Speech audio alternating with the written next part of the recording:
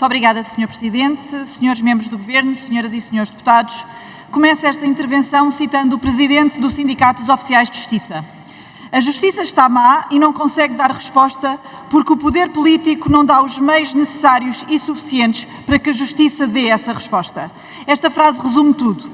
Todos falam na reforma da Justiça, mas nem PS nem PSD tiveram coragem de a concretizar. O final deste ano judicial foi marcado por greves, adiamentos de julgamentos, libertação de presos e pelo facto de mais de 70% dos portugueses considerarem que a Justiça funciona mal.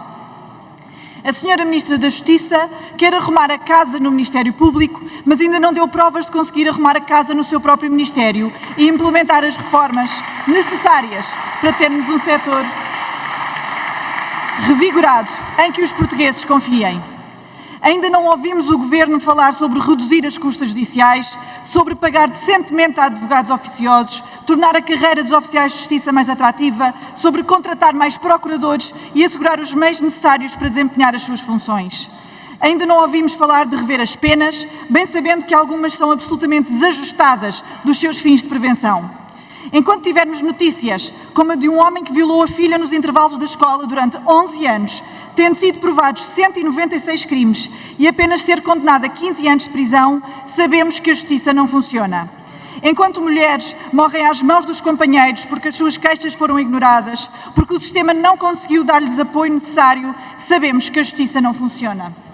Ainda o mês passado, mais uma mulher morreu atropelada pelo ex-namorado, que já havia sido condenado por ter morto à facada outra mulher. O agressor tinha sido condenado a 16 anos de prisão, mas ficou em liberdade condicional ao fim de 10 anos. A última vítima já tinha apresentado queixa e, mesmo sabendo os antecedentes criminais do agressor, ninguém fez nada. Assim, não há como confiar na justiça. Mas o mau estado da justiça...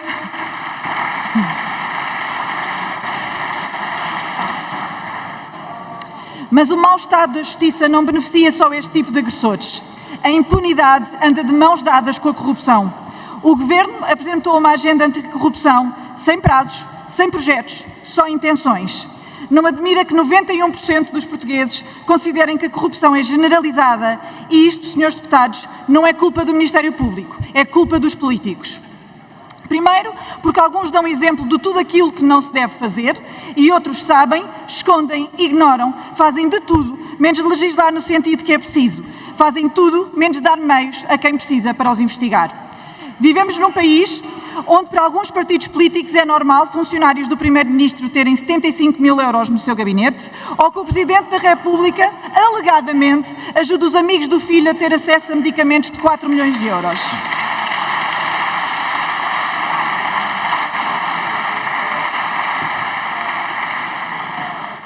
Vivemos num país onde o Ministério Público é atacado por fazer o seu trabalho, quando os suspeitos são políticos. Pois não contem com o Chega para isso, políticos ou não políticos, todos têm que cumprir a lei, todos têm que responder perante a Justiça.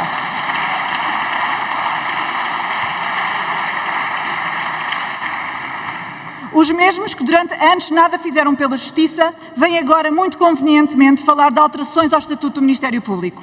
Senhores deputados, a autonomia é a garantia que podem haver investigações como a do processo Marquês, Influencer ou que expôs casos de corrupção na Madeira e tantos outros que conhecemos. Por isso o Chega nunca compactuará com tentativas de assalto ao Ministério Público. Termino com 2 sugestões. Senhora Ministra da Justiça, em vez de estar preocupada em arrumar uma casa que não é sua, preocupe-se em reforçar os quadros desta magistratura. Senhora Ministra da Administração Interna, foque-se em tirar a fruta podre, mas do Governo, da Administração Pública e da Política, não da Polícia.